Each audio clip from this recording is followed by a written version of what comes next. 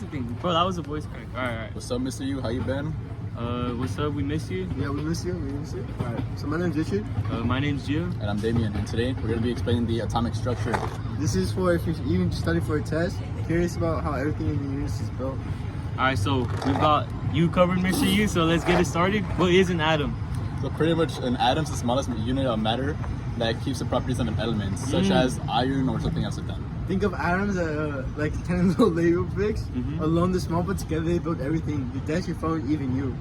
Alright, atoms are made of three basic particles, which are protons, neutrons, and electrons. The center of the atom is actually the nucleus. It's really small, but it holds most of the mass of the atom. Inside the nucleus are two particles, the protons, which are positive, and the neutrons, which have no charge. Alright, so protons and neutrons usually stick together tightly in the nucleus, and they're pretty heavy compared to electrons. Right, so now let's talk about the electrons. They're tiny negatively charged particles. They don't live in the nucleus. Instead, they zoom around the nucleus in areas called energy levels or electron shells. What's going on? Alright, so they're always moving, kind of like bees buzzing around a hive. They're also way lighter than protons or neutrons. Every atom has a specific number of protons, and that number is called the atomic number. And pretty much this number will tell you what element it actually is. For example, hydrogen has one protein. So its atomic Proton. has one proton. So its atomic number is 1. Carbon has 6 protons, so its atomic number is 6.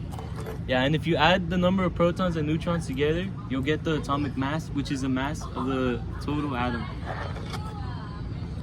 Atoms are usually going to be neutral, and this means that they have the same number of protons, which are positive, and electrons, which are negatives. So pretty much the charges will cancel out. But if an atom gains or loses electrons, it becomes an ion, a charged particle. That's where a lot of chemistry happens, right, guys? Yeah. Yup.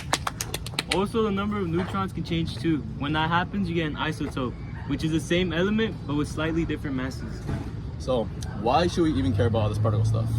Because atomic structure explains how the elements bond, how electricity flows, and how even the stars shine. Whoa. And once you understand atoms, you're on your way to understand chemistry, biology, physics, and a lot more. Okay. Yeah. Bro, that is not fun. Alright, It's not 5 minutes. It's not 5 minutes. I know. But Hey, science rocks. Yup, homie. science rock. science rock. Hey, buddy, that's not fun. All right, Mr. U. So this is part 2 Yes, Mr. U. of our atomic structure lesson. I'm teaching you how it works. Alright, so for our thing, we're gonna do the atomic structure for oxygen. All right, so around the nucleus, there's going to be a total of 8 electrons that move in areas. These areas are called shells or energy levels. The first shell is going to be holding 2 electrons, while the second one holds the remaining 6. Alright, so because oxygen has 6 electrons in its outer shell, it wants to gain 2 more electrons to be stable. And that's why oxygen often forms a negative ion by gaining 2 Alright, so electrons. before oxygen wants to gain anything, this is what it's gonna look like.